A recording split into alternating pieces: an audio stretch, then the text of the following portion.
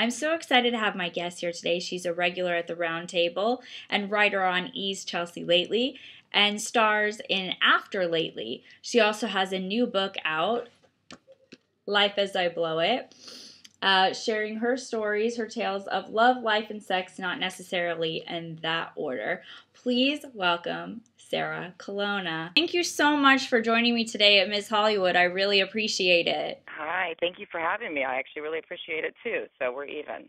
Congratulations, your book number 5 on the New York Times bestseller list. That must make you so proud. It really does. I mean, I can't tell you that moment of when finding out. I mean, I cried for like a good solid probably half hour. I mean, it was very in a good way, feeling just like this relief slash I kind of couldn't believe it. I mean, you cross your fingers and you pray that people buy it and that you'll make it on a list because you want other people to hear about it, and that's really such a great way for other people to hear about it that don't know you or don't watch the show, and for it to reach that far on the list, it made me really proud. I felt like I gave birth, but I didn't have to like hold a baby. So who knows? I mean, with the way that it's flying off the shelves, I think you could be looking at number 1. So you never know. From your lips, I mean, I thank you for saying that. I obviously would be thrilled for something like that to happen. I'm going to say that I'm very happy with where it is now, but listen, if it got even further, I have a big party. In a nutshell, what would you tell people that the book is about? It's really about that struggle to grow up and figure out what you want to do with your life, especially when you actually are already supposed to be a grown-up. But, I think everybody goes through, I grew up in the South and then I moved to Los Angeles, and those are two obviously very different worlds. And when my parents split up when I was little, my mom stayed in the South and my dad moved to Los Angeles, and so they lived very different lives. And it's really just that aspect of having these two different paths and ideas in front of you of what you might want to do with your life and trying to figure out which one fits you best. And sometimes feeling guilty if you think one doesn't fit, like, oh, could I, am I not supposed to be doing this? Should I be having kids? Should I be getting married? And then you meet someone and you're like, okay, I'll settle down. And then after, a couple months, you're like, no, I want to be single. I hate this. It's just a very confusing, and that goes for careers and jobs. And I mean, even though I always knew what I wanted to do with my life, I had to do a lot of different jobs, obviously. And yeah, it's just kind of stumbling through it and finally growing comfortable in your own skin. What was the process of writing the book? I can't even believe that you remembered all of these stories. Did you have to like warn people before this book came out to kind of say, hey, your name's going to be in this book? I mean, how did you remember all of these stories? What was the process for you? Well, I definitely from the ones when I was like much younger, I had to sit down and really, start thinking about them. But luckily, I think because most of the events that I talk about were significant to me in some way, even if they weren't a huge deal, to read, it's like, well, they were significant to me in some way. So I think that's why I remembered, details. And I didn't really have to warn anybody, but I did a couple of friends. I wrote, was like, do you want me to change your name or not? Does it matter to you? Because I don't, obviously really go after anybody or anything like that. I'm just telling my story. But there are a couple of guys that probably don't come out looking great.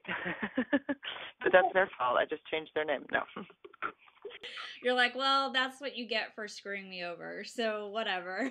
Yeah. And so, I think, so, like my high school boyfriend, I mean, some people were like, gosh, you really, must be embarrassed. And I think, well, no, to me, we were kids, and hopefully, he's a grown-up now, I assume.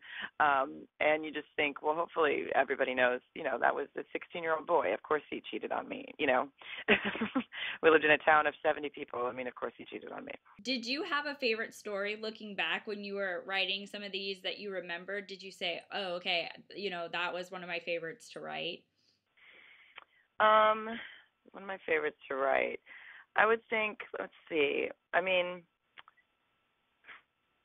I think probably when I first moved up to LA and lived with my friend Sarah Tilley, and we had someone kind of like try to break into our apartment, and we were living on a trundle bed, which was, we had a 1-bedroom apartment that we were sharing, so we were sleeping on a trundle, not living on a trundle, sleeping on a trundle bed, which was like a weird, I don't know if you know what that is, but it's like the bed, like the single bed, and there's one underneath it, and you pull it out because for space reasons, obviously, in a 1-bedroom. And I think that was one of my favorite stories to write.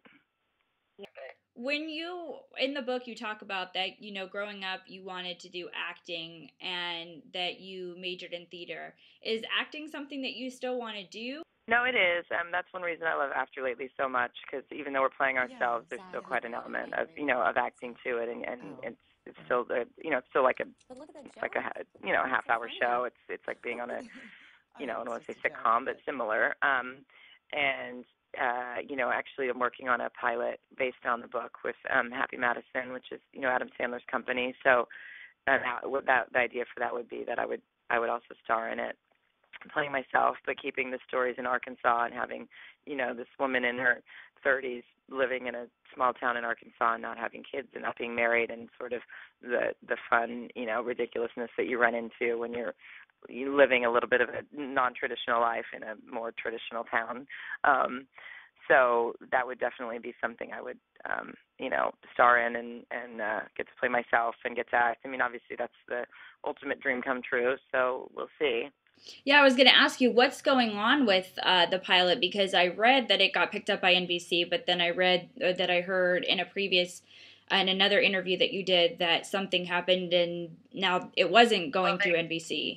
Yeah, no, I had sold it to Happy Madison and Sony, and then we did sell it to NBC, and then I wrote the script, and then they didn't end up shooting it for this pilot season, which, happens. I mean, it's very hard. They buy a lot of scripts, and then they pick and choose through what they need and what they need to do. And they definitely picked up most of the things they're shooting seem to be from people that have, sold, have had shows on the air in the past and whatnot, which of course makes complete sense to me. And, so I'm just going to, but they immediately, the people at Happy Madison were like, it's okay, we'll just sell it to another network. In, I think it's like June, you get to start sort of reworking it and repitching it to new networks. So, I have no doubt that it'll sell. Other people were interested before, so it'll just end up somewhere else. Chelsea Handler wrote a wonderful foreword for you in the book, which I found very endearing. What does that mean for you with someone that you met, in this improv class, and you've continued, to be friends with her and work with her? What does that mean for you to have that continued relationship and kind of be able to share in each other's success? Oh, you can't even imagine. I was just when I found out about making the bestsellers list, she and I both, we were both crying. It was like, it's amazing. I've got to see all of her success and obviously work with her and, every day. And, when she said to me that she wanted to write the foreword, that she would write the foreword, it was just so, it's so great. It's not very often that you get to work with somebody that you've known all these years in this kind of business, and she's so giving and not competitive, or not, she's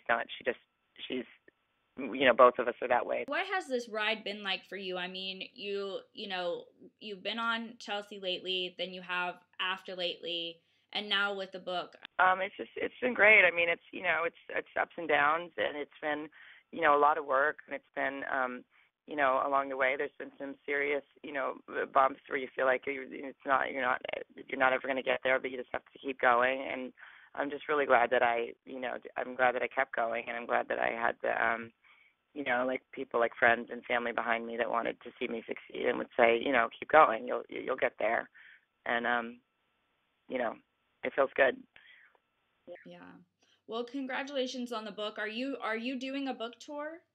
Yeah, I'm doing a book tour, so anybody, can go to my website, sarahcolonna.com, and all the tour dates are listed, and all those dates that are stand-up also have book signings at the shows, so people can bring their books or buy a book at the club, and I'll sign it and take pictures and all that. So I'm I'm definitely doing a book tour with it, because I think that's an important part. I bought my copy yesterday, Life as I Blow Up by Sarah Colonna. So let's make the book number 1, if we can, on the New York Times bestseller list. So let's awesome. do that. Thank you so much. And I will see you tomorrow at the Comedy Club. And I look forward to that. Thank you so much. Congratulations on all your success. Very well deserved. Thank you. And thanks for taking the time to talk to me. I appreciate it.